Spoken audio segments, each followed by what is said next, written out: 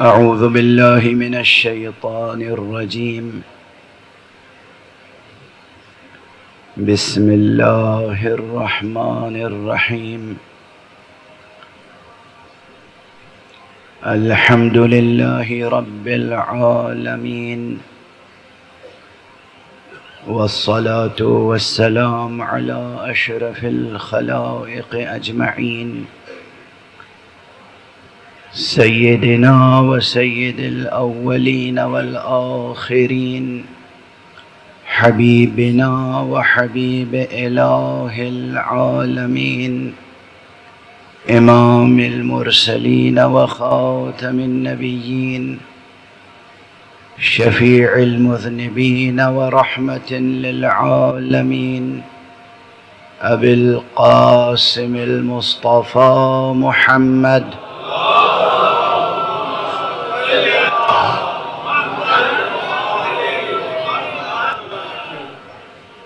وعلى أهل بيته الطيبين الطاهرين الهداة المهديين المعصومين المظلومين، واللعنة الدائمة على أعداء الحق والدين. أما بعد، فقد قال الله تعالى عز اسمه في محكم كتابه ومتقن خطابه. بسم الله الرحمن الرحيم. هو الذي أنزل عليك الكتاب منه آيات محكمات هن أم الكتاب وأخر متشابهات، فأما الذين في قلوبهم زيغ فيتبعون ما تشابه منه ابتغاء الفتنة وابتغاء تأويله، وما يعلم تأويله إلا الله والراسخون في العلم يقولون آمنا به كل من عند ربنا وما يذكر إلا أولو الألباب. صدق الله العلي العظيم.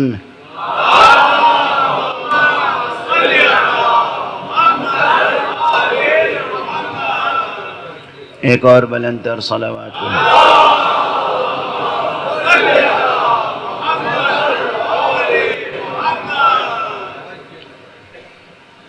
قرآن مجید سے متعلق جو علوم ہیں، علوم القرآن، ان میں نے اس سلسلے مجالس میں مکرر عرض کیا کہ ان میں سے ایک عظیم الشان علم، محتم بالشان علم اور انتہائی ضروری و ناگزیر علم محکم و متشابہ ہے۔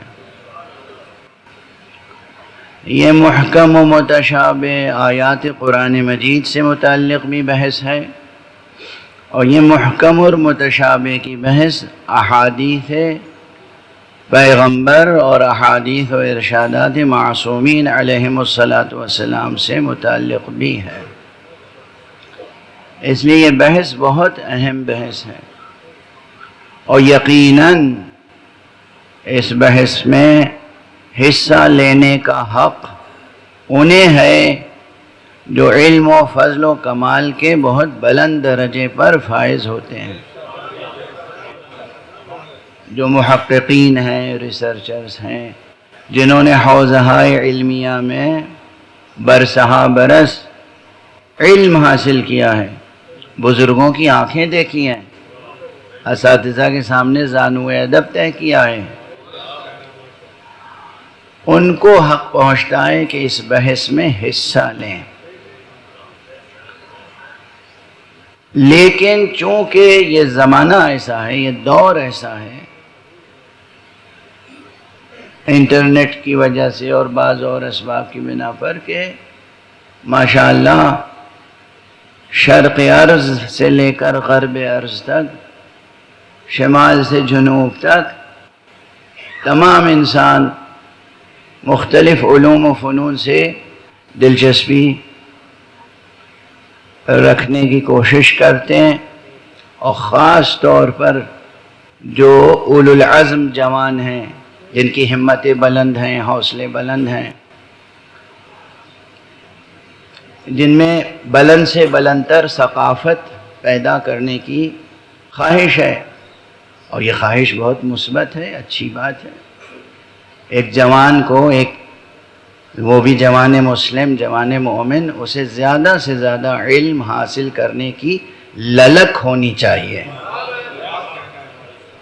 ایک شوق، ایک ذوق، ایک للک، اس لیے کہ یہ تو ویسٹرن فلاسفرز اور ایجوکیشنسٹ کہتے ہیں، یہ بہت بات کی بات ہے، ہماری باتیں سن سن کے دہراتے ہیں بہت سی باتیں وہ، ورنہ یہ تو آقا رسول اللہ صلی اللہ علیہ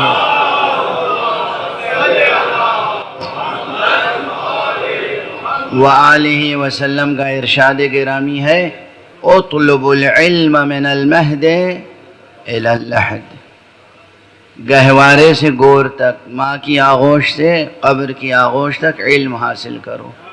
اب یہ جو ایک سلوگن ہے اور ایک نظریہ ہے، اور اس پہ بھی ڈیبیٹ ہو رہی ہے، لائف لانگ لرننگ پروسیس، یہ کیا ہے؟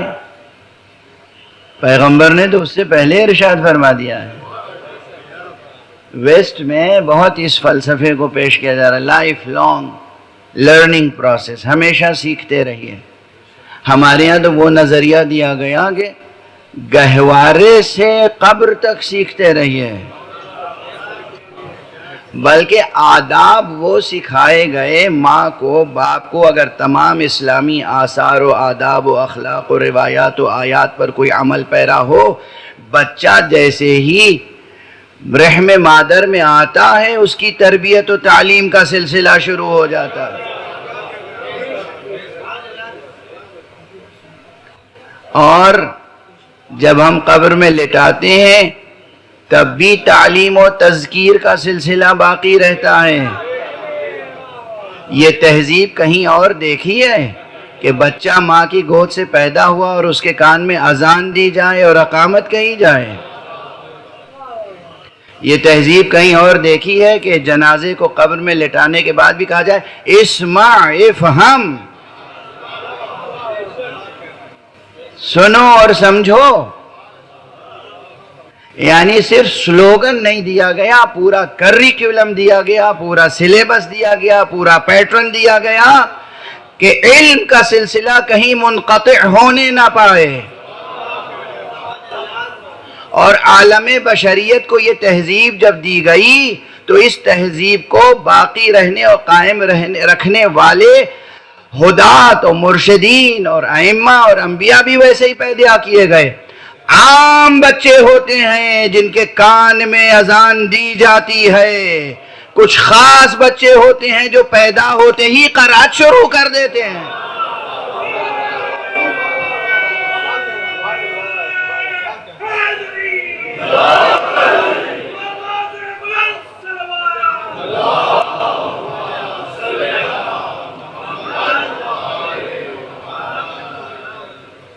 اپنی ثقافت پہ ناز کیجئے، اپنی تہذیب پر فخر کیجئے۔ اب یہ دنیا ایسی ہے، فریب کار دنیا،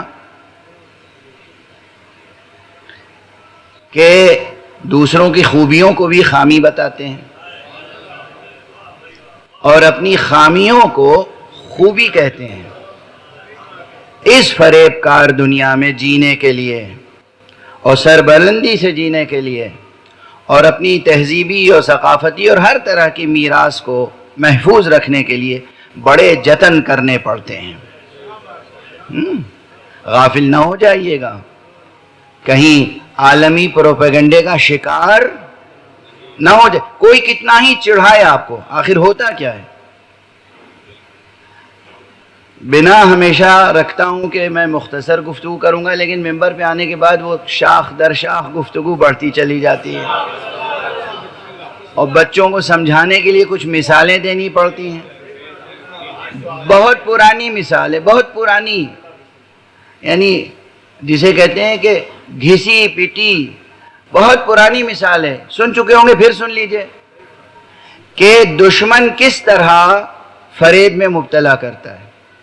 وہ ایک شخص تھا، اس نے جو ہے وہ ایک گوسفند خریدا، لے کے چلا، اور کچھ، اب یہاں اس لفظ کو استعمال کرنے سے پہلے وضاحت ضروری ہے، کیونکہ ہم لوگ ممبر کی گفتگو میں تہذیب کا خیال رکھتے ہیں۔ ایک لفظ ہے معاش، معاش یعنی ذریعہ معاش، وہ جس پر انسان کا دار و مدار ہو، رزق و روزی۔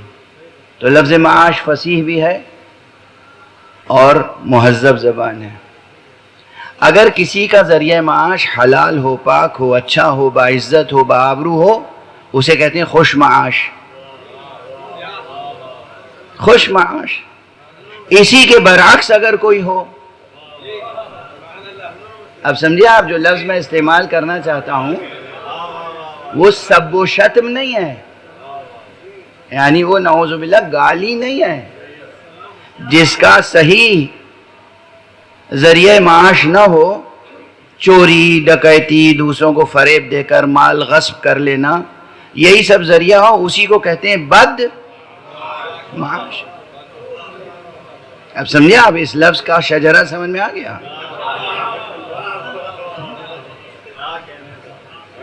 مشکل یہی ہوتی ہے کہ جب انسان جاہل ہو تو اچھے لفظ کو برا سمجھ لیتا ہے، برے لفظ کو اچھا سمجھ لیتا ہے۔ تو کچھ وہ بد معاش پیچھے لگ گئے، گوسفند خریدا ایک شخص نے، اور وہ پیچھے لگے، کہنے لگے یہ ان سے لینا ہے، آج یہ چھیننا ہے۔ وہ کیسے چھینیں گے؟ ابھی دیکھو، ایک ایک کونے پر ایک ایک کھڑے ہو گئے راستے میں۔ اب ایک نے کہا، ارے بھائی یہ تمہیں کیا ہو گیا، یہ کتا کیوں لے کے جا رہے ہو؟ اس نے کہا، کتا؟ تمہیں کیا ہو گیا؟ گوسفند خریدا ہے ابھی، اسے کتا سمجھ رہے ہو تم؟ 10 قدم آگے بڑھا دوسرا ساتھی ان کا، کہ بھائی ارے یہ کتا لے کے جا رہے ہو؟ اب دیکھیے، پہلی بار اس نے سنا، دوسری بار سنا، کہا نہیں بھائی کتا نہیں، گوسفند خریدا ہے۔ آگے بڑھے، تیسرا ملا، چوتھا ملا، اتنی بار لوگ ملے راستے میں کہ اسے اپنے اوپر شبہ ہو گیا کہ کہیں میں دیوانہ تو نہیں ہو گیا ہوں، یہ ہو کیا گیا، میرے ساتھ واقعی دھوکہ ہے، میری آنکھیں دھوکہ دے رہی ہیں، فریب کر دیا بیچنے والے نے، میں نے گوسفند کہہ کے خریدا تھا، اس نے کتا دی، سب کو کتا نظر آ رہا ہے، مجھے گوسفند صرف نظر آ رہا ہے، ہو سکتا ہے کتا ہی ہو اور چھوڑ دیا۔ اب وہ سب جو تھے، اب دوبارہ بد کا لفظ استعمال نہ کروں، وہ سب جو خوش معاش تھے وہ جمع ہو گئے، انہوں نے وہ گوسفند لیا اور ظاہر ہے کہ نوش جان فرمایا۔ یہ مثال ہمیشہ یاد رکھیے گا، آج دنیا میں یہ بات کہیں زیادہ ہو رہی ہے۔ آپ کی اچھائیوں کو بار بار کہا جا رہا ہے، یہ برے ہیں، یہ برے ہیں، یہ بات ان میں بری ہے، یہ بات ان میں بری ہے۔ کوئی اپنی ذات سے دفاع کرے، کہیں یہ دفاع کا حق نہیں رکھتے، یہ ٹیرورسٹ ہیں، یہ دفاع کا حق نہیں رکھتے، یہ ٹیرورسٹ، خود جو ٹیرورسٹ ہیں وہ کہتے ہیں ہم دفاع کا حق رکھتے ہیں۔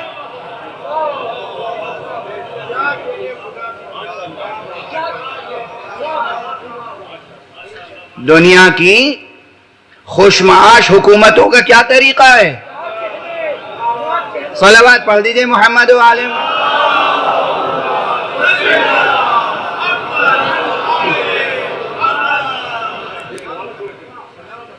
وہ مظلوم فلسطینی، صرف میں تو بار بار صرف فلسطینی کہہ رہا ہوں، میں صرف مسلم امہ کی بات بھی نہیں کر رہا ہوں۔ فلسطین کے علاقے میں جو یہودی تھے ان کا حق ہے وہاں، جو مسیحی تھے ان کا حق ہے وہاں، جو مسلم تھے ان کا حق ہے وہاں، جو عرب تھے ان کا حق ہے وہاں۔ کون اس کا انکار کرتا ہے؟ میرے اندر عنصریت نہیں ہے، یہ اردو میں عنصریت کا لفظ اس معنی میں استعمال نہیں ہوتا، فارسی میں استعمال ہوتا ہے، دوسری زبانوں میں استعمال، یعنی فرقہ واریت یا نسل پرستی یا فرقہ پرستی میرے اندر نہیں ہے، اور میں بار بار دست ادب جوڑ کے گزارش کرتا ہوں خدا را اس طرح کے امتیازات میں مبتلا نہ ہوں، مگر ایک امتیاز حق ہے جس سے دستبردار نہ ہو، حق اور انصاف کی بات۔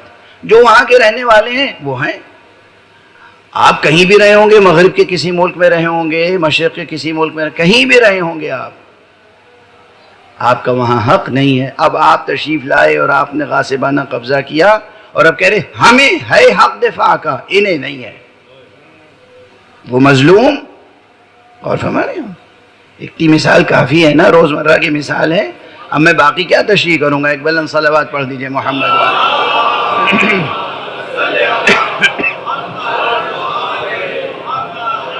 ماشاءاللہ بزم میں وہ لوگ موجود ہیں کہ جو دانشمند ہیں، اہل خبر ہیں، اہل نظر ہیں، ہمارے برادر عزیز و مکرم جمہوری اسلامی ایران کے نمائندے تشریف فرمائیں، جناب جسٹس مقبول باقر جعفری صاحب تشریف فرمائیں۔ میری نظر میں تو جو عادل پرور ہوتا ہے وہ زندگی بھر عادل پرور رہتا ہے، وہ دنیاوی نظام ہے کہ جسٹس ریٹائر کر دیا جاتا ہے۔ اور بہت سے یہاں علماء تشریف فرمائیں، افاضل حوزہ تشریف فرما ہیں، ادباء شعراء، اہل ذوق، اہل فن، اہل نظر تشریف فرما ہیں، واقعاً وہ ہیں جنہیں میں دانشور سمجھتا ہوں، ورنہ بہت سے دانشوروں کے نام پر تو آج کل دانش سوز افراد ہوتے ہیں، دانش فروش ہوتے ہیں، دانشور نہیں ہوتے، دانش فروش، دانش سوز۔ ان کی بات نہیں کر رہا ہوں، ان کو سمجھ میں نہیں آئیں گی میری باتیں، وہ آستینیں الٹ کے اور مجھے سمجھانے کے لیے آ جائیں گے کہ آپ نہیں سمجھتے، سمجھنے کی کوشش کیجئے۔ دن رات گزرتا ہوں اس تجربے سے، دن رات گزرتا ہوں، آتے ہیں ٹیم بنا بنا کر، مسلمانوں کو سمجھائیے جذباتی نہ ہوں۔ سبحان اللہ، آپ روزانہ ہماری گود میں ہمارے بچوں کو ذبح کریں اور ہم جذباتی نہ ہوں۔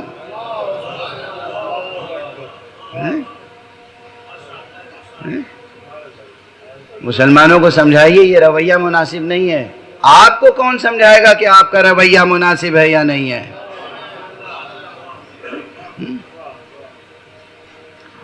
بہرحال ایک بات، بڑی لمبی چوڑی بحث ہے، میں کسی ایک ملک کو بھی نہیں کہتا، کسی ملک کے یا کسی قوم کے یا کسی نیشن کے خلاف میرا نظریہ نہیں ہے۔ ہاں ایک بات اس پر راسخ ہوں، یہ جو آج سو کالڈ ویسٹرن کیپٹلزم ہے، انسانیت کے دل کا ناسور یہی ہے۔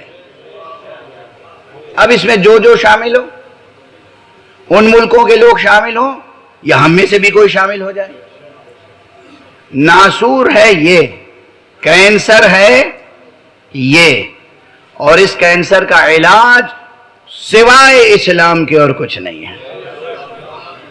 اسلام ہے اور اسلام ہے اور اسلام ہے اور اسلام ہے اور اسلام۔ صلوات پڑھ دیں محمد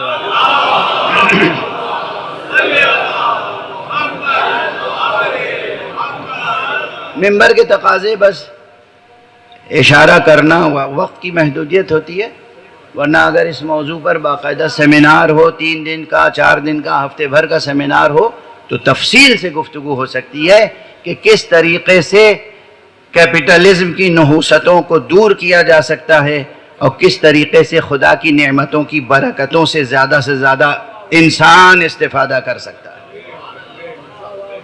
بہرحال عرض میں یہ کر رہا تھا کہ اپنی خوبیوں کو پہچانیں اور اس کی حفاظت کریں، جو بھی آپ کی میراث ہے، اور حفظ مراتب کے ساتھ، حفظ مراتب کے ساتھ۔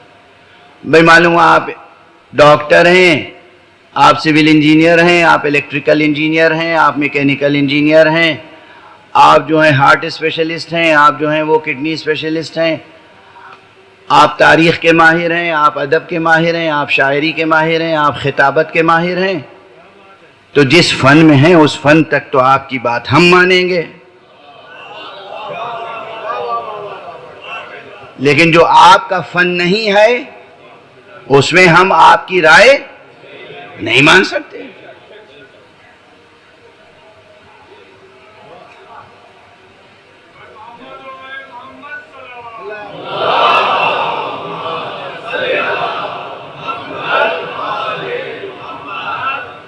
کہیں میں نے مثال دی تھی شعراء کی. شاعری ایک فن بھی ہے، شاعری ایک علم بھی ہے، شاعری ایک شغف بھی ہے، شاعری ایک وظیفہ بھی ہے. لیکن جو شعراء ہوتے ہیں، جو باقاعدہ استاد شاعر ہے، شاعری ایک فن ہے، ایک علم ہے، عروض جانتے ہیں، قافیہ جانتے ہیں، فطری ذوق بھی ہے، زبان پر قدرت ہے. اب ان کے درمیان کسی متشاعر کو بٹھائیے، برداشت کریں گے وہ؟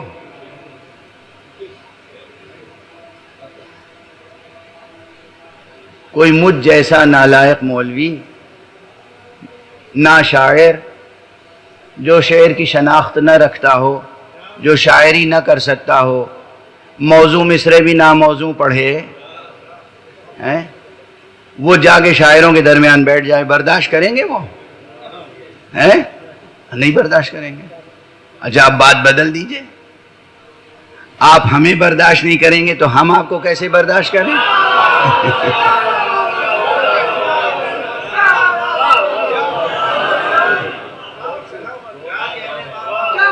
یہ بات بدلے اور انتقام کی نہیں ہے. بات یہ کہ آپ نے پیدا ہونے کے بعد سے آپ کو ایسا ماحول ملا، سمجھنے کی کوشش کہ آپ کی والدہ شاعرہ تھیں، والد شاعر تھے، دادا شاعر تھے، پردادا شاعر تھے، شاعری آپ کو نسل میں ملی، وراثت میں ملی، پھر آپ نے خود محنت کی، زبان سیکھی، ڈکشنری کی ڈکشنری آپ گھول کے پی گئے. زبان پر قدرت ہے، نحو و صرف پہ قدرت ہے، علوم بلاغت پہ قدرت ہے. 20 سال 25 سال 30 سال کسی ماہر استاد سے اصلاح لیتے رہے، اب آپ خود استاد سخن بن گئے، ہے نا؟ تب نا آپ کو ناز ہے، تب ناز ہے. تو ہم اگر ٹوٹا پھوٹا کوئی مصرع لے کے جائیں تو آپ یوں دیکھیں گے، سننا بھی گوارا نہیں کریں گے، مشکل سے سنیں گے، اور مصرے کا پہلا لفظ سنتے ہی سمجھ جائیں گے کہ شاعر ہے کہ نا شاعر. اس کا کلام سننے کے لائق ہے بھی یا نہیں، داد دینا تو دور کی بات ہے، واہ واہ سبحان اللہ کرنا، شاباشی دینا تو دور کی بات ہے. ایک لفظ سن کے، کیونکہ آپ کی مشق ہے، آپ کے پاس وہ علم ہے، آپ کو حق ہے یہ ناز کرنے کا. اب آپ کے مقابلے میں وہ ہیں کہ جن کے باپ عالم، دادا عالم، ماں عالمہ، جنہوں نے زبان عربی کو سیکھا شیر مادر سے، اور اس کے بعد انہوں نے تمام عربی زبان، عربی علوم ادب پر اتنی محنت کی جتنی کہ پی ایچ ڈی اسکالرز بھی نہیں کرتے ہیں. عربی زبان کے بعد، بلاغت کے بعد انہوں نے منطق میں محنت کی، فلسفے میں محنت کی، علم کلام میں محنت کی، انہوں نے فقہ میں محنت کی، اصول میں محنت کی، حدیث میں محنت کی، رجال میں محنت کی، درایت میں محنت کی، علوم قرآن اور علوم حدیث کے ساتھ علوم شریعت میں محنت کی، اور محنت کر کے اب ان کے بال سفید ہو گئے. اب آپ ان کے سامنے جب کوئی سوال بھی پیش کرتے ہیں تو سوال کا پہلا لفظ سن کے وہ سمجھ جاتے ہیں کہ آپ جاہل ہیں یا پڑھے لکھے.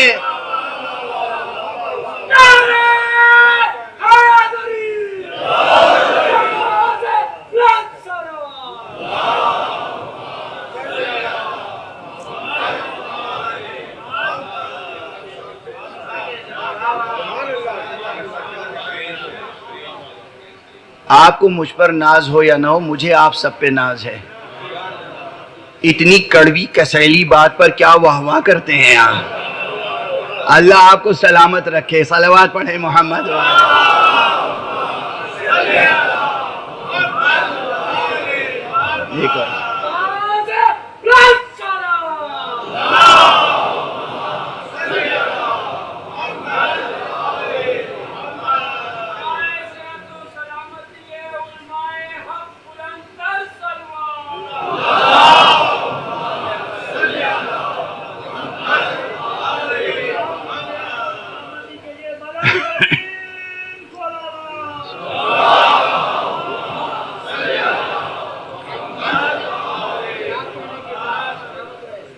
ایک اچھا انسانی معاشرہ بنانے کے لیے، انسانی معاشرہ، ایک اچھا انسانی معاشرہ، مثالی انسانی معاشرہ بنانے کے لیے، مہذب انسانی معاشرہ بنانے کے لیے سب سے بڑی چیز ہے حفظ مراتب.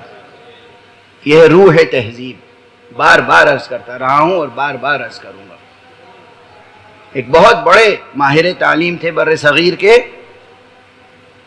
اور انہوں نے یورپ اور امریکہ تمام جگہوں سے خوب علم حاصل کر کے اور بر صغیر کی بڑی خدمت کی. میں انہیں دل سے محبت کرتا ہوں. ان سے خواجہ الطاف حسین حالی مرحوم کے خاندان سے تھے، خواجہ غلام السیدین اور ڈاکٹر عابد حسین. یہ دو نام بڑے اہم ہیں، بس لے لیا میں نے. اب بچے نوجوان ان کی کتابیں تلاش کریں گے، مل جائیں گے، انٹرنیٹ پہ پڑھیے گا. خواجہ غلام السیدین نے ایک چھوٹا سا رسالہ لکھا ہے اور بڑا اہم ہے اس دور کے لحاظ سے. انہوں نے کہا ہے کہ روح تہذیب رواداری ہے. رواداری. میں ان کا بہت احترام کرتا ہوں، مگر ان کے اس نظریے سے تھوڑا سا اختلاف ہے مجھے. رواداری جمال تہذیب ہے. رواداری حسن تہذیب ہے. رواداری تہذیب کی خیرات ہے. لیکن روح تہذیب حفظ مراتب ہے. روح تہذیب حفظ مراتب ہے. رواداری یعنی برداشت کرنا، اختلاف نظر کو برداشت کرنا، ہر ایک سے خوش اخلاقی سے پیش آنا. ٹھیک ہے نا؟ مختلف فرقوں کے لوگ، مختلف مسلکوں کے لوگ، مختلف دین کے لوگ، مختلف ملکوں کے لوگ، مختلف زبانوں کے لوگ، مختلف تہذیبوں کے لوگ جب آپس میں ملیں تو ایک دوسرے سے ٹکرائیں نہیں، گلے لگائیں. یہ ہے رواداری. ٹھیک ہے نا؟ یہ رواداری. لیکن اس میں بہت سی جگہوں پر حفظ مراتب باقی نہیں رہ پاتا. اب پھر ویسے ہی مثال دے دوں. ابھی سب مثالیں ہیں، تمہید میں ہے مجلس، ابھی اصل موضوع شروع نہیں ہوا. حالانکہ جتنی گرمی آپ کو لگ رہی ہے مجھے اس سے کہیں زیادہ گرمی لگ رہی ہے، مگر برداشت کر لیجیے گا. یہ آج اس سفر کی اس امام بارگاہ میں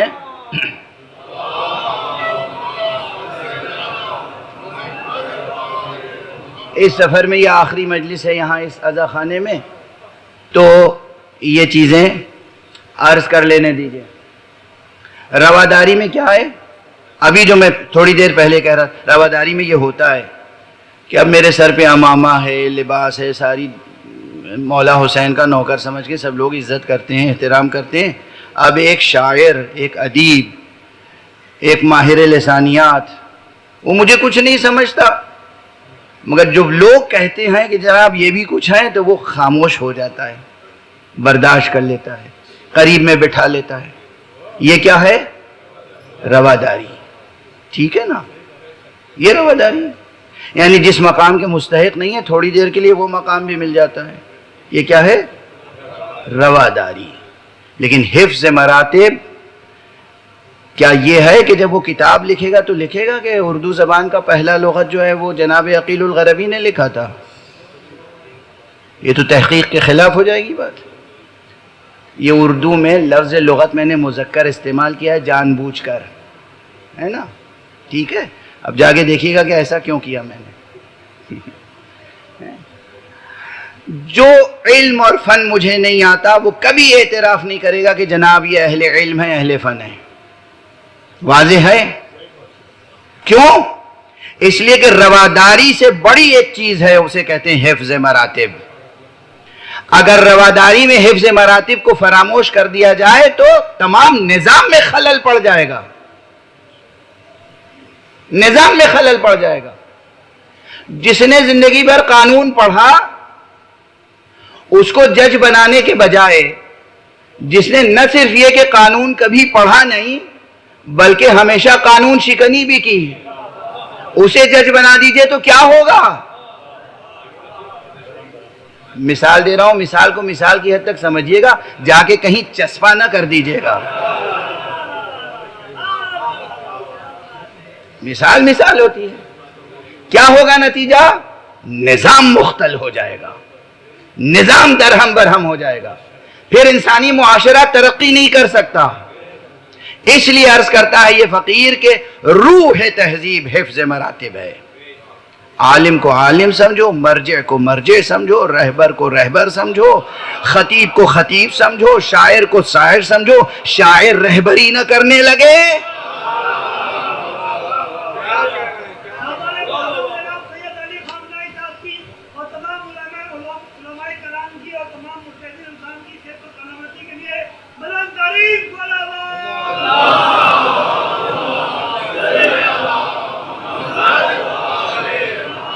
اور پھر یہ سلسلہ دراز ہے. خدا کو خدا سمجھو، نبی کو نبی سمجھو، نبی کو خدا سے نہ بڑھا دو. خدا خدا ہے، نبی نبی ہے، امام امام ہے، وصی وصی ہے، ولی ولی ہے، شہید شہید ہے، بابا بابا ہے، بیٹا بیٹا ہے. حفظ مراتب گھر سے لے کر زمین سے لے کر آسمان تک. حفظ مراتب روح تہذیب ہے. تو جب حفظ مراتب روح تہذیب ہے تو بس اب یہ اتنی گفتگو یہاں روک رہا ہوں، حالانکہ جیسے لگتا ہے پورا وقت ختم ہو چکا مجلس کا، کہ یہ جو بحث ہے محکم و متشابہ، اس میں اب ہر شخص یہ سوچ لے کہ میں فیصلہ کن بات کہہ سکتا ہوں. نہیں، ممکن نہیں ہے بھائی عزیز، ممکن نہیں ہے. جیسے میں نے کل یہاں تک بات پہنچی تھی جو ایک اہم بحث تھی کہ کیا اللہ کوئی ایسی کتاب نازل نہیں فرما سکتا تھا جو پوری کی پوری محکم ہو. یہ اہم بحث تھی، اور میں نے عرض کیا کہ جی ہاں، اس کی جہت سے تو ہر چیز ممکن ہے، مگر ہماری جہت سے یہ ناممکن ہے. زبان کے تعلق سے ناممکن ہے، اسالیب بیان کے تعلق سے ناممکن ہے، انسان کے ذہن کے تعلق سے ناممکن ہے کہ پوری کی پوری کتاب متشابہ ہو. اسی طرح یہ بھی ناممکن ہے کہ متشابہ حقیقتوں کی گرہ کشائی ہر شخص کر لے. بھئی اگر ہر شخص کر لے گا تو وہ متشابہ متشابہ کیسے رہ جائے گا؟ اب ایک جملے میں عرض کروں، حق سبحانہ وتعالی نے قرآن مجید میں متشابہ آیتیں رکھی ہی اس لیے ہیں تاکہ کوئی رسول کے مقابلے میں آ کے یہ نہ کہے کہ کتاب کافی ہے.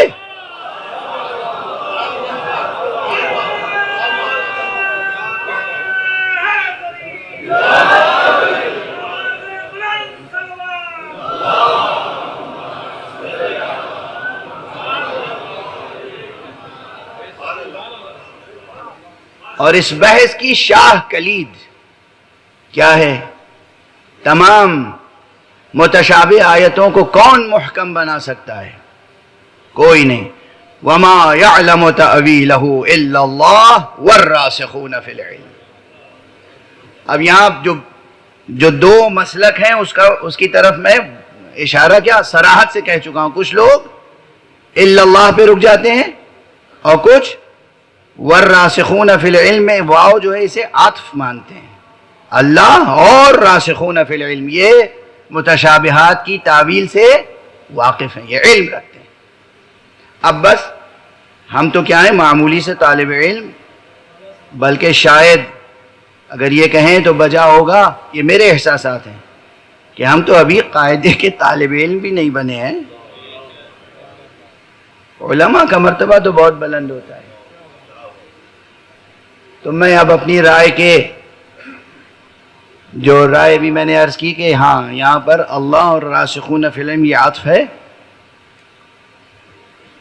اس میں امام راحل، امام انقلاب اسلامی، امام امت اسلامی، مجدد ملت و مجدد شریعت حضرت آیت اللہ العظمی خمینی رضوان اللہ تعالی علیہ، ان کی بھی رائے ہے. اور ان کی رائے یہی ہے، وہ کہتے ہیں کہ یہاں واو عطف ہے اور یہ متشابہات کا علم، اس کی تعویل اللہ کو معلوم ہے اور اللہ نے راسخون فی العلم کو یہ تعویل بتائی ہے. یہ امام خمینی کی رائے ہے. جو لوگ نعوذ باللہ 100,000 بار نعوذ باللہ حضرت امام خمینی کے بارے میں مختلف رائے رکھتے ہیں، انہوں نے کتابیں تو ان کی پڑھی نہیں. مغربی میڈیا، اسلام دشمن، مسلم دشمن، ایران دشمن، انقلاب اسلامی دشمن جو میڈیا ہے اس کی خبروں پر ایمان رکھتے ہیں اور صبح و شام ہدف اعتراض، ہدف ملامت، ہدف تنقید بنائے رکھتے ہیں علماء کو، اور خاص طور سے امام خمینی کو، خاص طور سے امام خمینی آیت اللہ العظمیٰ خامنئی اور علماء کو. تو آپ نے یہ رائے سماعت فرما لیجئے بطور خاص کہ امام خمینی کی رائے یہ ہے کہ انہوں نے اپنے دروس میں، اپنی تقریروں میں، اپنی تصنیفوں میں ایک نہیں بار بار اس رائے کا اظہار کیا ہے کہ حضرات محمد و آل محمد علیہم الصلاۃ والسلام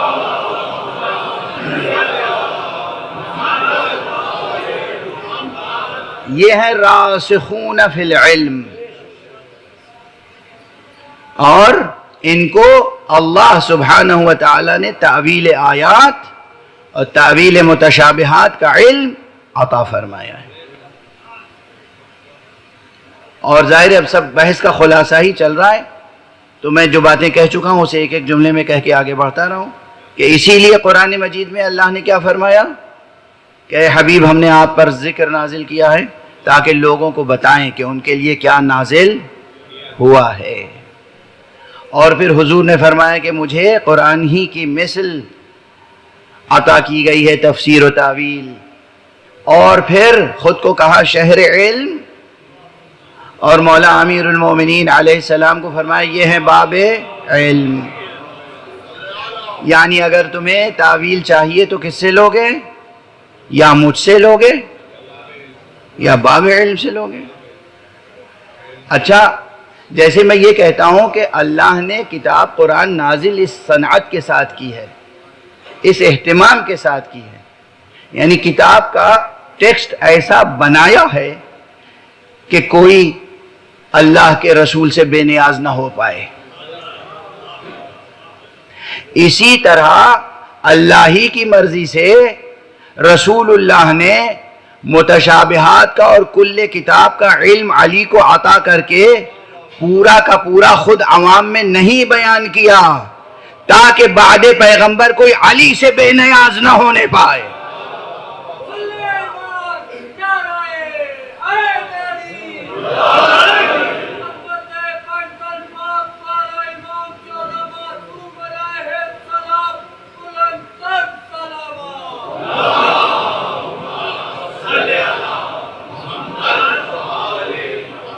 ایک نظام ہے، نظام. اللہ چاہتا ہے کہ اس کے بندے اس کے پیغمبر سے بے نیاز نہ ہو، پیغمبر چاہتے ہیں کہ ان کے بعد امت علی سے بے نیاز نہ ہونے پائے، اور نہیں ہو سکی. اللہ اپنے منصوبے میں کامیاب ہے، رسول اپنے منصوبے میں کامیاب. تخت چاہے کوئی لے لے، تاج چاہے کوئی لے لے، خزانہ چاہے کوئی لے لے، علمی مسئلہ پھنسے گا تو علی ابن ابی طالب.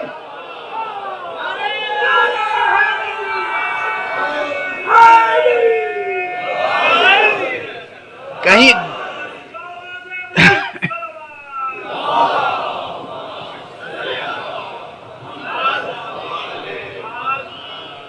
پھر یہ کہنا پڑے گا، اور جب حل ہوگا، یعنی یوں تو کہیں گے، ایسے بھی گزرے ہیں جنہوں نے کہا اے علی آپ مدینہ چھوڑ دیجئے. بھئی یہ جملہ سن کے آپ کے دل پہ کیا گزر گئی ہوگی؟ کوئی حضرت علی سے کہے مدینہ چھوڑ دیجئے. اب ڈھونڈیے گا تاریخ میں کس نے کہا تھا. میں نہیں بتاؤں گا، ہر چیز ضروری ہے کہ بتاؤں، مجھ پہ واجب ہے، فرض ہے. اب ایک کی بات یاد آ گئی، کہہ دی. یہ ثابت ہے کہ کہا گیا حضرت علی سے مقرر آپ مدینہ چھوڑ دیجئے. جس کی تلوار کے صدقے میں مدینے میں سانس لینا نصیب ہوا،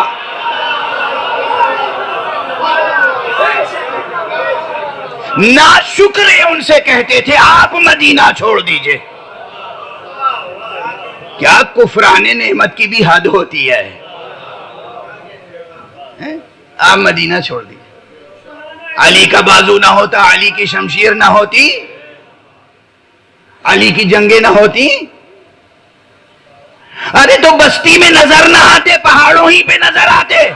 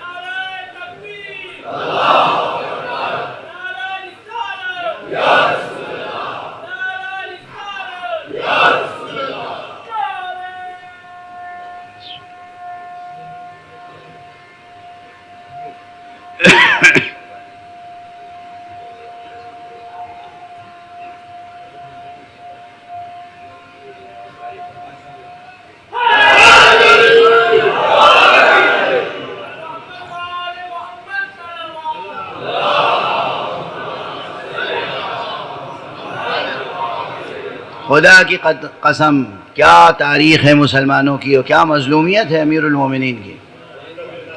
جب ضرورت پڑی یا ابو الحسن، یا علی، اور پھر جب کام نکل گیا تو فوراً اعتراف بھی کرتے تھے، لولا علی لہلکت، علی نہ ہوتے تو میں ہلاک ہو جاتا. دست دعا بلند کرتے تھے، پروردگار اس دن کے لیے مجھے زندہ نہ رکھنا جس دن کوئی مصیبت ہو اور حل کرنے کے لیے علی نہ ہو.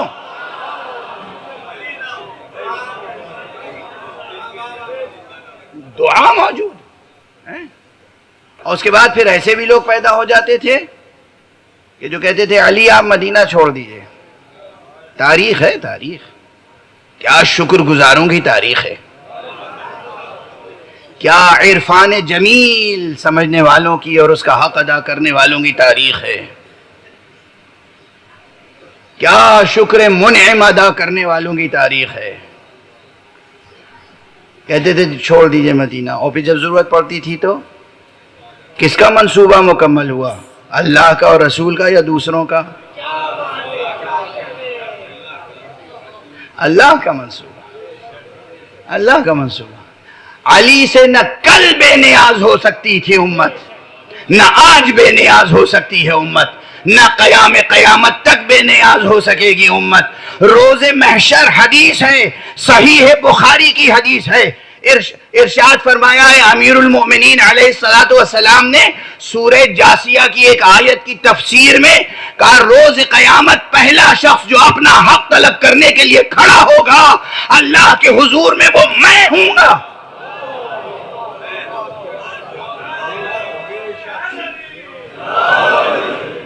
سب سے پہلا شخص جو کھڑا ہوگا خدا کے سامنے، علی علیہ السلام نے فرمایا وہ میں ہوں گا. ارے بتائیے کوئی تو حق علی کا ضائع ہوا ہوگا نا جو اللہ کے سامنے کھڑے ہوں گے.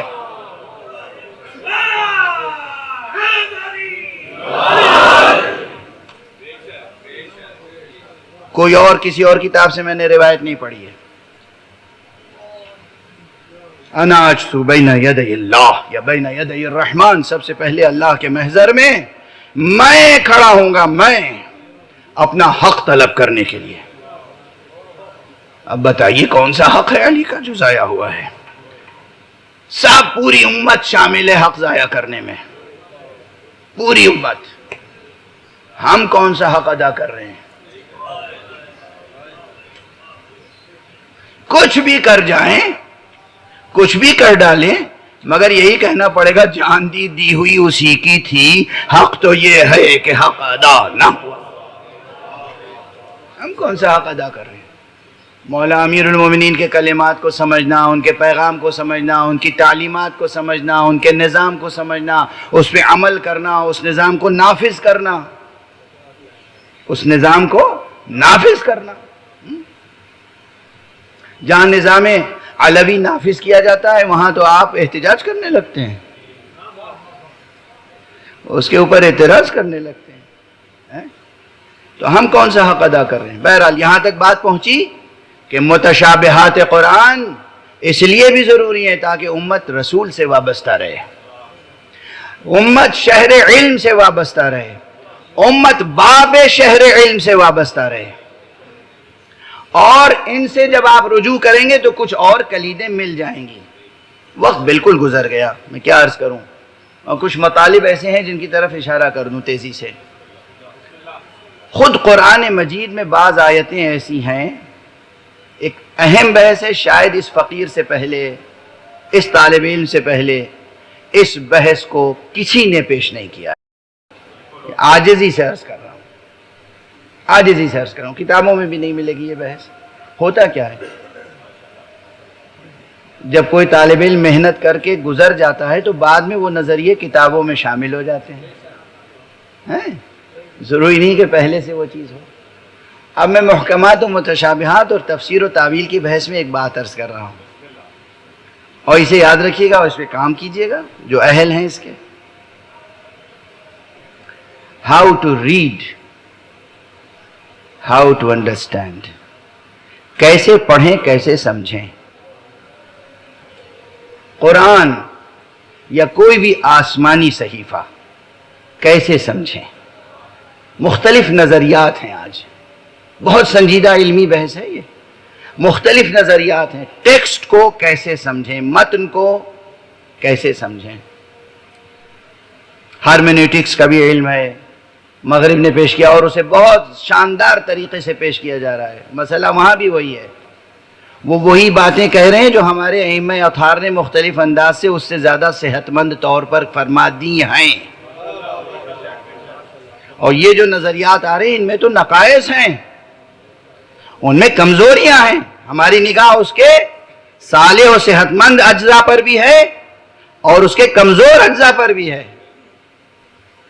ہم پورے علم کو رد نہیں کر رہے ہیں، لیکن وہ جو اپنے سخن فروشی اور دانش فروشی کر رہے ہیں، سیلس مین شپ ہے نا، ہماری یہ چیز بہت اچھی ہے، آپ کی ہر چیز بری ہے۔ وہ جو پیش کرنے نظریہ کہ کوئی اسکرپٹ، کوئی اسکرپچر، کوئی آسمانی کتاب اسے سمجھنا ہو بطور خاص تو کیسے سمجھیں گے؟ ہرمینیوٹکس۔ تعویل و تفسیر کا علم جو محمد اور آل محمد علیہ السلام نے تعلیم فرمایا ہے، وہ اس سے کہیں بلند اور بالیدہ اور کامل اور نقائص سے پاک ہے۔ لیکن بہرحال یہ حوالہ کیوں دیا میں نے؟ اس لیے کہ یہ آپ کے سامنے اعتراف کر لوں کہ ہم نے یہ بھی پڑھا ہے اور وہ بھی پڑھا ہے، یہ بھی ہمارے سامنے ہے، وہ بھی ہمارے سامنے، اس کے بعد ایک نتیجہ حاصل کر کے آپ کے سامنے پیش کر رہا ہوں۔ خود قرآن مجید میں بعض آیتیں ایسی ہیں کہ جو بتاتی ہیں کہ کیسے پڑھنا چاہیے اور کیسے علمی اشاروں کو پروردگار نے حکمت اور لطف دونوں چیزیں ساتھ ساتھ ہیں، اپنی حکمت سے اور اپنے لطف سے پردوں میں رکھا ہے۔ جو دانا ہے اور مومن ان کے حق میں لطف ہے، اور جو مومن نہیں ہے ان سے چھپانے کے لیے حکمت ہے۔ اور اس کا بس ایک مقام پر اشارہ کر دوں اور پھر 2 مثالیں 3 مثالیں جو ہو سکیں گی۔ سورہ مبارکہ فتح کی آخری آیت ہے، محمد رسول اللہ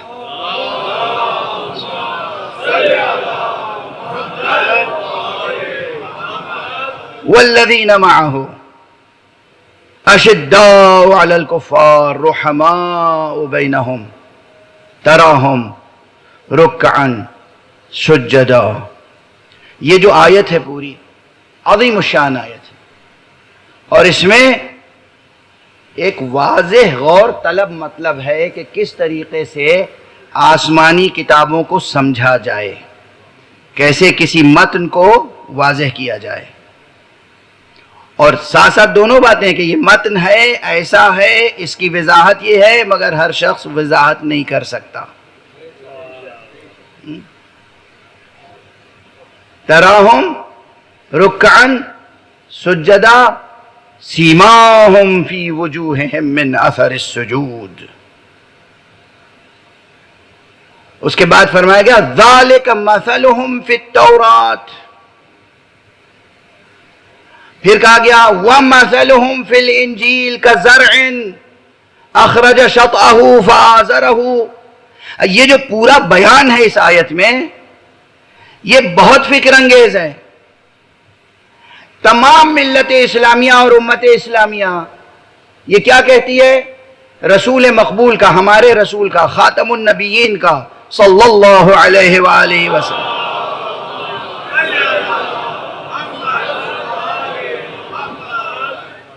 تذکرہ توریت میں بھی ہے، انجیل میں بھی ہے. اچھا کس طرح ہے یہ بتائیے، کس طرح ہے؟ توریت میں، انجیل میں اسی طرح لکھا تھا کہ وہ آخری نبی جو ہوں گے ان کا نام محمد ہوگا، ان کے والد کا نام عبداللہ ہوگا، ان کی والدہ کا نام آمنہ ہوگا، ان کی اسی طرح لکھا ہے؟ نہیں لکھا ہے نا. مگر ساری امت کہتی ہے توریت اور انجیل میں حضرت کا نام تھا. تو کیسے تھا؟ کس اسلوب میں تھا؟ کس طرح تھا؟ تھا یا نہیں تھا؟ سب کہیں گے تھا. پیغمبر کا نام و تذکرہ تھا نا توریت میں؟ تھا. ایک ساتھ دو جواب دے رہا ہوں. توریت اللہ کی طرف سے کتاب نازل ہوئی تھی، اس میں آخری خاتم النبیین کا ذکر ہے، پیشین گوئی ہے. انجیل میں ہے مگر کس طرح ہے؟ اس لیے کہ آج جن کے ہاتھوں میں انجیل ہے، جن کے ہاتھوں میں توریت ہے، وہ تو نہیں مانتے آپ کی بات. کہ وہ نہیں مانتے، مانے یا نہ مانے، تذکرہ تھا. جس اسلوب میں، جس اسٹائل میں پیغمبر کا تذکرہ توریت میں تھا، اسی اسلوب میں علی کا تذکرہ قرآن میں ہے.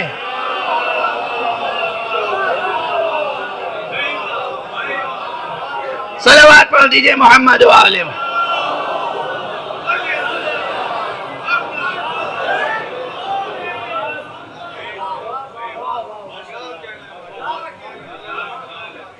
یہ منبری خطیبانہ نکتہ نہیں ہے، اصول کی طرف اشارہ کر رہا ہوں. اصول، how to read, how to understand.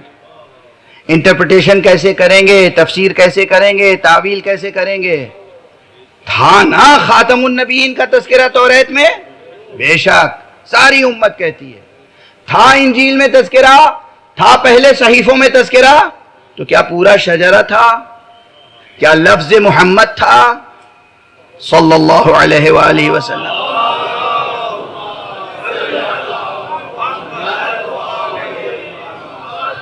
اور قرآن کہتا ہے کہ نہیں، پیغمبر کا بھی تذکرہ تھا، ان کے ساتھیوں کا بھی تذکرہ تھا. یعنی فخر کا مقام ملت اسلامیہ کہے حضور کا بھی ذکر تھا توریت و انجیل میں، صحابہ کا بھی ذکر تھا. بے شک ہم آپ کے ساتھ ہیں. حضور کا بھی تھا تذکرہ، صحابہ کے بھی تھا تذکرہ. سب کے نام دکھا دیجئے. میں کہہ رہا ہوں صحابہ کا تذکرہ توریت میں تھا اور شانداری کے ساتھ تھا. میں اعلان کر رہا ہوں صحابہ کا تذکرہ انجیل میں ہے اور بڑے اعزاز کے ساتھ ہے. مگر نام تو دکھائیے.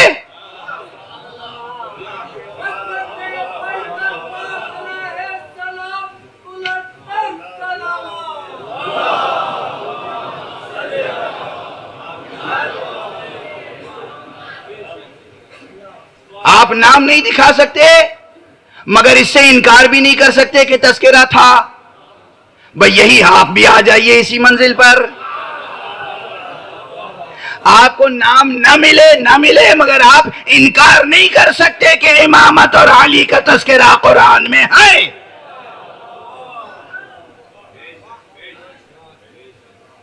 اب کیسے تھا؟ قرآن گواہی دے تو اس سے تو کوئی سرتابی نہیں کر سکتا نا.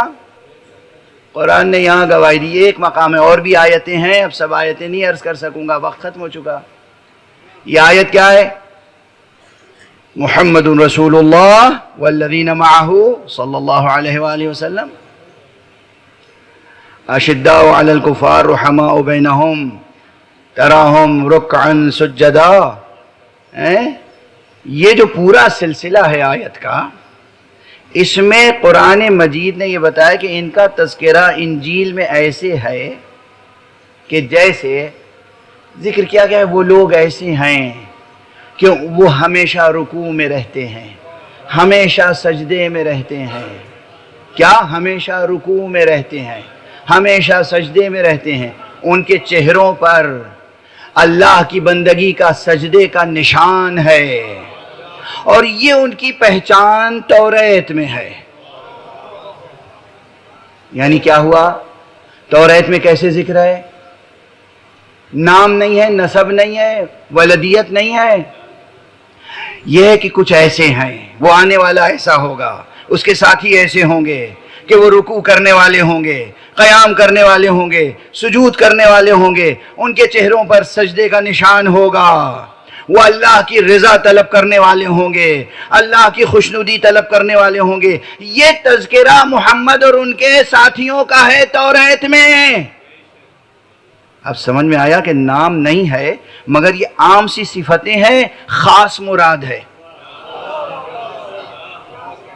عام صفتیں ہیں، خاص مراد ہے۔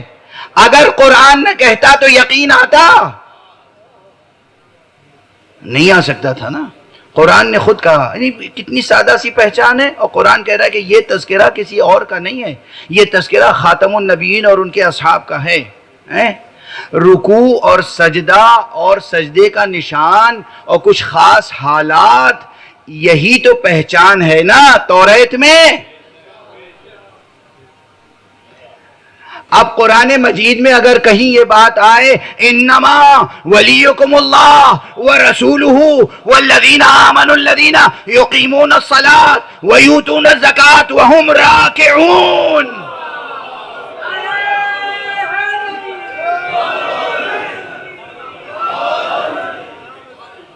اب یہ نہ کہیے گا اس میں سب مراد ہیں، نہیں، سب نہیں مراد ہیں۔ لفظ عام ہے، صفتیں عام محسوس ہو رہی ہیں مگر عام ہے نہیں، مراد خاص ہے۔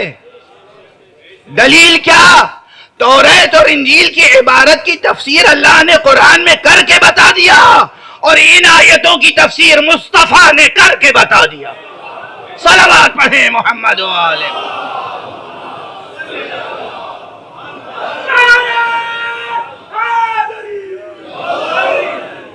اب یہ آیت متشابہ نہیں ہے، اور یہ آیت سب کے لیے نہیں ہے۔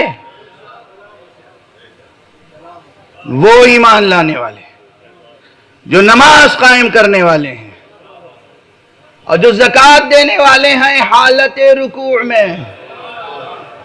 اب یہ ایک خاص حالت ہے، ایک خاص علامت ہے، جس طرح توریت میں ہے اسی طرح یہاں قرآن میں ہے۔ اور ایک بات اور عرض کروں، یہ جو الفاظ سے ترکیبیں بنتی ہیں یہ ذہن میں اور تصور میں اور دامن خیال میں تصویریں بناتی ہیں۔ تو یہ آیت جب پڑھیں گے تو ایک تصویر بنے گی کہ کوئی رکوع میں جھکا ہوا ہے اور زکوٰۃ دے رہا ہے۔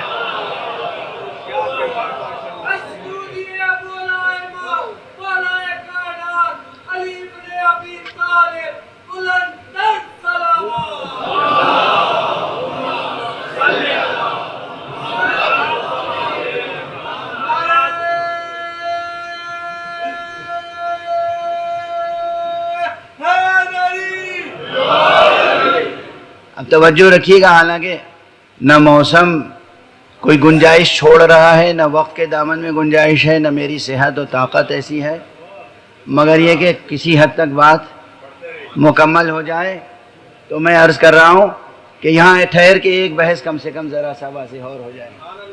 تفسیر کرنے والے کیا کرتے ہیں؟ صاحب رکوع سے مراد یہ خاص وضع نہیں ہے جو ہم نماز میں اختیار کرتے ہیں رکوع کی۔ رکوع سے مراد ہے خضوع، خشوع، یعنی یہ زکوٰۃ دیتے ہیں اور دل میں ان کے اللہ کا خوف و خضوع و خشوع ہوتا ہے۔ بھائی خضوع بھی عربی کا کلمہ ہے، خشوع بھی عربی کا کلمہ ہے، رکوع بھی عربی کا کلمہ ہے۔ اللہ سبحانہ و تعالی اس کے علاوہ اور بھی کلمات و تعبیر اختیار کر سکتا تھا، مثلا وَيُؤْتُونَ الزَّكَاةَ وَهُمْ شَاكِرُونَ، یعنی وہ زکوٰۃ دیتے ہیں اور اللہ کا شکر ادا کرتے ہیں کہ اللہ نے ہمیں دولت دی اور اس قابل بنایا کہ ہم زکوٰۃ دے رہے ہیں. ٹھیک ہے نا؟ یہ شاکرون اور ذاکرون اور خاضعون اور خاشعون، یہ سب ترکیبیں چھوڑ کر خاص لفظ راکعون کیوں ہے؟ یہ اسی لیے ہے کہ عام کیفیت مراد نہ لی جائے، وہ خاص واقعہ درج ہو جائے قرآن میں.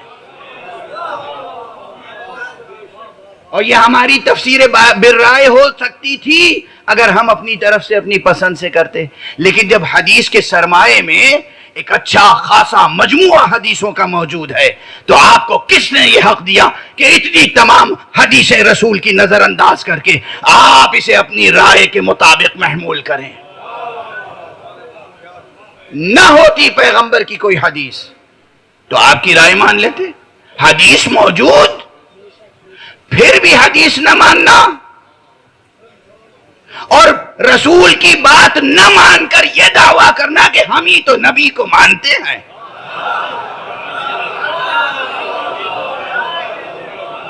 کیا جھوٹوں کی سچوں جیسی باتیں ہیں.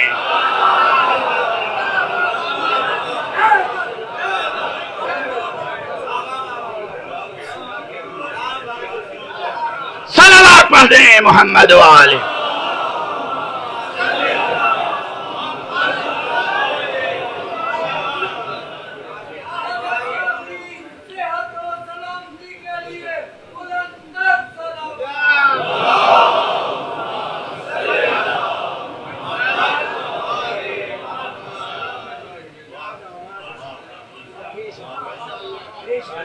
محکم کو متشابہ نہ بنائیں، اور کوئی بات متشابہ ہو تو کلام پیغمبر اور کلام جانشین پیغمبر اور کلام عطرت پیغمبر سے اس کو محکم بنانے کی سعادت حاصل کریں.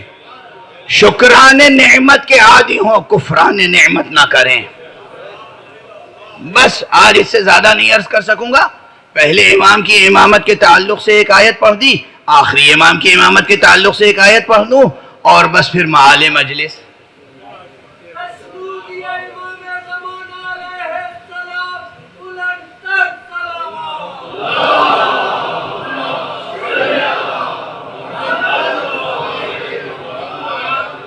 اللہ نے انجیل میں توریت میں کیسے ذکر کیا ہے حضور کا اور حضور کے ساتھیوں کا؟ انجیل میں ایک خاص طریقے سے یہ بھی ذکر کیا ہے کہ یہ تو کھیتی ہے، زمین سے اکھوا پھوٹتا ہے، پھر وہ تنا مضبوط ہوتا ہے،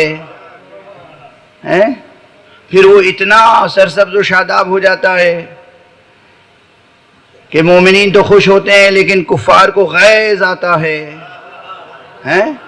یہ سب پوری تصویر کشی، پورا منظر، پوری سینری، پورا سین نیچرل المحسوس، تاکہ مجرد حقیقت بات کے پرسپشن میں آ جائے. یہ بنا دی نا، اللہ نے بیان کر دیا. تو معلوم ہوا کہ اللہ ان حقیقتوں کو، ذکر ہے پیغمبر کا، پیغمبر ایک سانس لیتا ہوا وجود، ذکر ہے اصحاب پیغمبر کا، پیغمبر کے ساتھیوں کا سانس لیتے ہوئے وجود انسانی پہ کر. مثال کیسے دی جا رہی ہے؟ اکھوا، شاخ، تنا، درخت، کھیتی. کچھ سمجھ میں آیا؟ اسٹائل سمجھ میں آیا؟ اسلوب سمجھ میں آیا؟ غور فرمائیں آپ، اسلوب سمجھ میں آیا؟ میں کوئی ادعائے محض کر رہا ہوں؟ یعنی اللہ خاص چیزوں کا تذکرہ، عظیم چیزوں کا تذکرہ کیسی مثالوں سے دیتا ہے. قرآن کی آیت پڑھ رہا ہوں نا، جائیے خوب تحقیق کیجئے، قرآن کی آیت پڑھ رہا ہوں.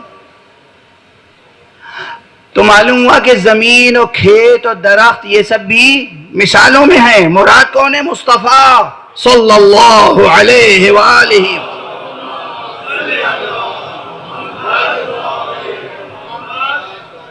اب سورہ مبارک ملک میں آئیے. سورہ مبارک ملک، تبارک الذی بیدہ الملک وہو علی کل شیء قدیر. خوش قسمت ہوں گے وہ لوگ جو ہر شب سونے سے پہلے یہ سورہ پڑھتے ہوں، اور نہیں پڑھتے ہوں گے تو انشاءاللہ آج سے پڑھیے گا، اور جب یہ پڑھیے گا تو اسے نظر کیجیے گا آقا امام زمانہ کو۔ صلوات پڑھیے محمد۔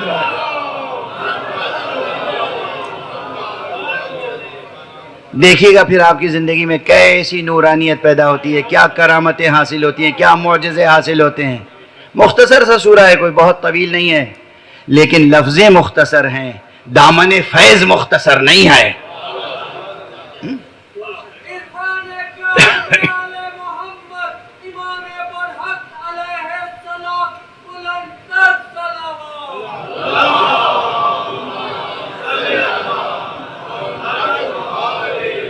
بس گفتگو مختصر ہو گئی۔ سورہ پڑھیے، پورا سورہ میں اپنی ادبی اور شاعرانہ تعبیر میں کہتا ہوں، خطیبانہ تعبیر میں، کہ یہ قصیدہ حضرت خاتم ہے، خاتم الاوصیاء، حضرت امام عصر کا قصیدہ ہے یہ۔ آخری آیت اس کی کیا ہے؟ اگرچہ پہلی آیت سے اشارہ ہو جاتا ہے کہ کیا کہنا چاہتا ہے پروردگار، لیکن آخری آیت کیا ہے؟ آخری آیت یہ ہے کہ ارأیتم قل ارأیتم ان اصبح ماؤکم غورا فمن یأتیکم بماء معین۔ اے رسول کہہ دیجئے، کیا کہہ دیجئے؟ ارأیتم، کیا تم نے غور فرمایا ہے، کیا تم نے غور کیا ہے؟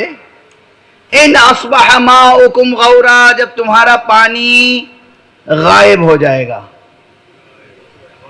تو پھر کون زندگی بخش پانی تمہارے لیے لائے گا؟ جب پانی غائب ہو جائے گا تو پھر کون اسے ظاہر کرے گا؟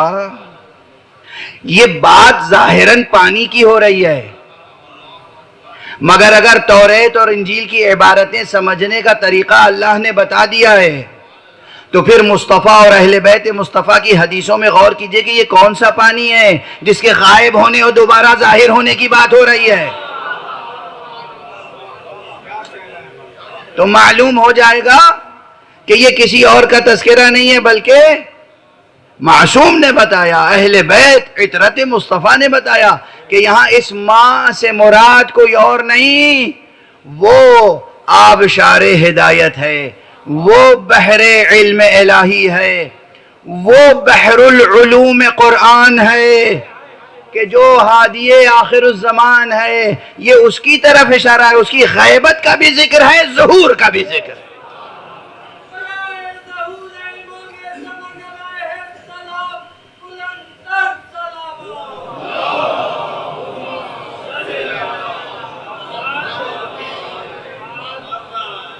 قل ارأیتم ان اصبح ماؤکم غورا فمن یأتیکم بماء معین۔ اچھا، جیسے اللہ رسول کی بعثت پہ رسول کو بھیجتے وقت ناز کرتا ہے، هو الذی بعث فی الامی، وہی ہے کہ جس نے امیین میں بھیجا، اسی طرح یہاں ایک ناز کا انداز ہے کہ جب غائب ہو جائے گا تو کون لائے گا اسے دوبارہ؟ یعنی یہ میں ہوں، میں، مجھے پہچانو۔ اگر مجھ پر یقین رکھتے ہو، اگر خدا کو قادر مطلق جانتے ہو تو یہ سوال نہ کرو کہ اب تک زندہ کیسے ہیں۔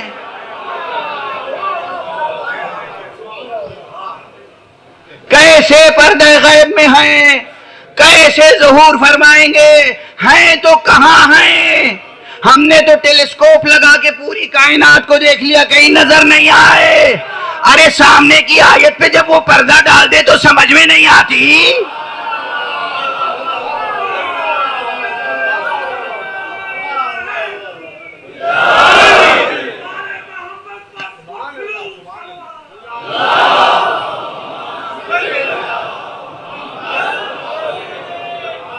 وہ کسی کو پردہ غیب میں رکھے تو کیا اس کے ڈالے ہوئے پردے کو تم چاک کر سکتے ہو؟ وہ ہے پردہ غیب میں ہے اور وہ اپنی ثنا کر رہا ہے، پروردگار اپنی ثنا کر رہا ہے۔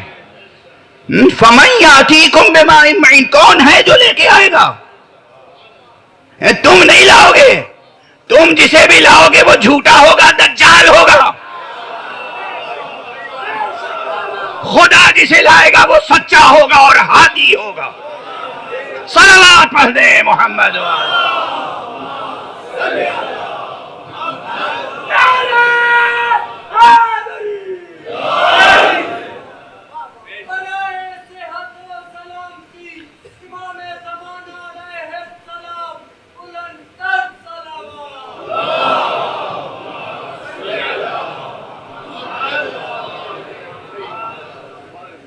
بس گفتگو تمام کر دی میں نے، اس لیے کہ دعا کیجیے گا پروردگار کوئی خدمت قبول فرما لے اس فقیر کی، ایسی زندگی اور ایسی توفیق مل جائے کہ یہ بحث مکمل طور پر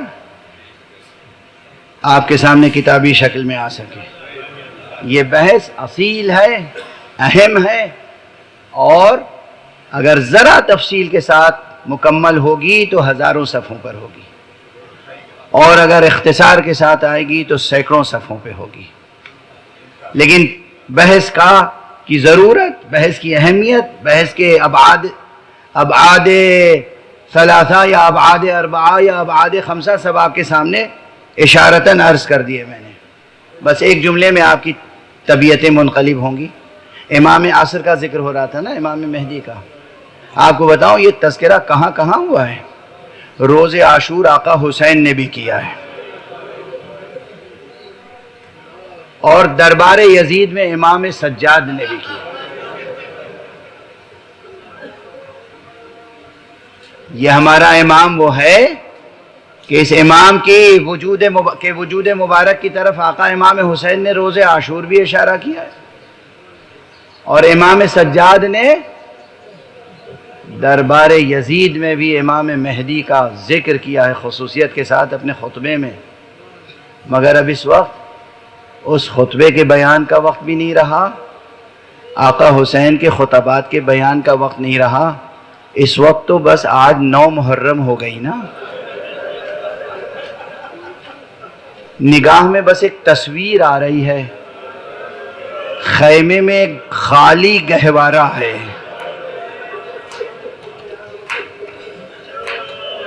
اور بچہ بابا کے ہاتھوں پر ہے. بچہ بابا کے ہاتھوں پر گیا ہے، اور بابا کی کوشش یہ ہے کہ کسی صورت سے بچے کو پانی مل جائے. ہاتھ پر بچے کو لیتے ہیں، فوج سے خطاب کرتے ہیں، اگر تمہاری نظر میں میں گناہگار ہوں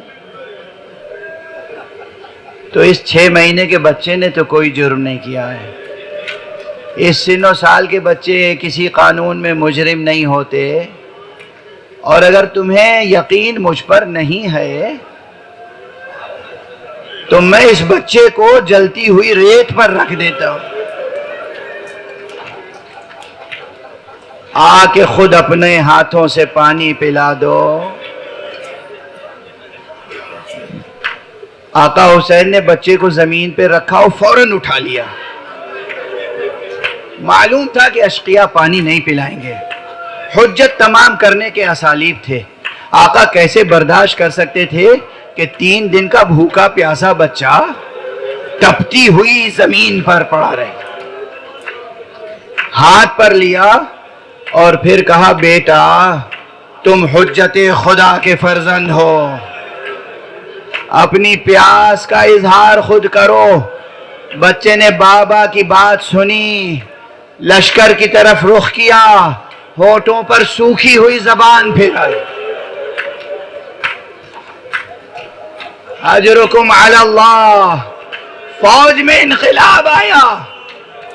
قریب تھا کہ وہ اشقیاء میں سے کچھ فرات کا پانی لے کر آئیں بچے کے لیے، مگر ادھر آواز بلند ہوئی عمر ابن سعد نحس کی، حرملہ اقطع کلام الحسین. اے حرملہ، حسین کی تقریر منقطع کر دے. یہ گویا اشارہ تھا. حرملہ نے سہشوبہ تیر استعمال کیا. میں تفصیلات نہیں عرض کر سکتا، بس ایک کے بعد ایک تیر. تیسرا تیر وہ تھا جو آیا اور پھر بچے کا گلا اور حسین کا بازو.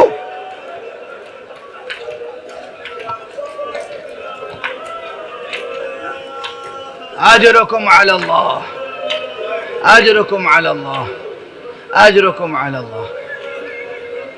آپ سنتے رہتے ہیں تمام قوائف، بس 2 فقرے عرض کروں گا، حالانکہ آج 9 محرم ہے، کل یہاں یہ ممبر سجا ہوا نہیں ہوگا۔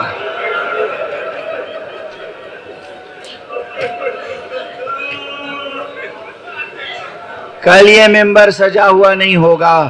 کیسے ممبر سجا رہ سکتا ہے جب حسین کی مسند اجڑ جائے؟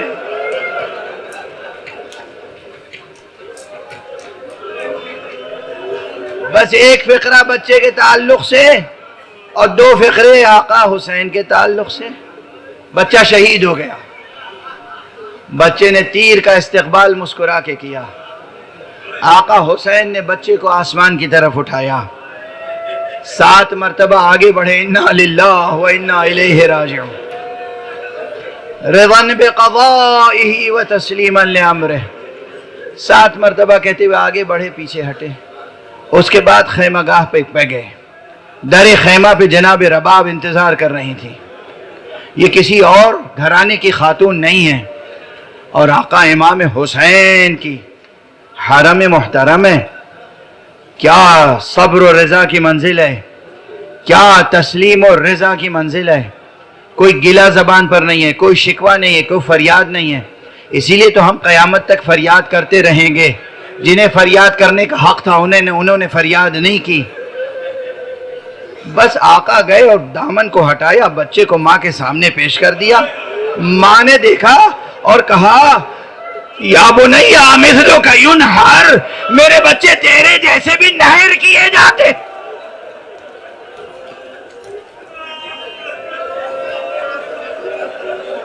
اجرکم علی اللہ، اجرکم علی اللہ۔ آقا حسین نے ماں کی گود سے پھر بچہ لیا، پشت خیمہ پہ گئے اور اپنی شمشیر سے ننھی سی قبر بنائی، بچے کو قبر میں لٹایا، 2 رکعت نماز پڑھی، اور تعویذ قبر بنانے کے بعد رخسار رکھ کر دیر تک گریہ کیا۔ حسین بچے کو تو سیراب نہیں کر سکے تھے، مگر قبر کو سیراب کر دیا، اپنے آنسوؤں سے قبر تر ہو گئی۔ اس کے بعد آئے اور آواز دی، زینب یا زینب، یا ام کلثوم، یا رباب، یا رقیہ، یا سکینہ، یا حافظہ، ایک ایک بی بی کا نام لیا اور سب کو سلام آخر کر کے حسین میدان کی طرف چلے۔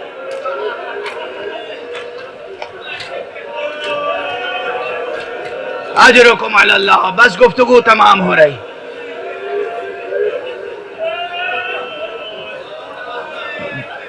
جناب ام کلثوم کا ایک بیان ہے۔ جناب بی بی ام کلثوم کہتی ہیں کہ ہم ابھی تک دیکھ رہے تھے حسین تنہا تھے، میرے بھائی تنہا تھے، مگر جیسے ہی میری بہن زینب نے آقا حسین کو گھوڑے پہ سوار کیا، کہا بھیا خدا حافظ، تو مجھ سے رہا نہیں گیا، بے اختیار میرے قدم خیمے کے باہر آ گئے۔ میں نے دیکھا بھائی تنہا نہیں ہے، بھائی کے پیچھے پیچھے 2 شخصیتیں ہیں جو بے تابانہ جا رہی ہیں۔ مجھ سے رہا نہیں گیا، میں نے پوچھا، ارے بھیا یہ بتاؤ، ابھی تو تمہیں تنہا دیکھا تھا، یہ تمہارے پیچھے پیچھے کون ہے؟ آقا حسین نے کہا، بہن اب یہ نہ پوچھو، جب اکبر کو رخصت کیا تھا، اکبر کے پیچھے پیچھے میں جا رہا تھا، اب میں قربان ہونے کے لیے جا رہا ہوں۔ یہ میرے نانا رسول اللہ،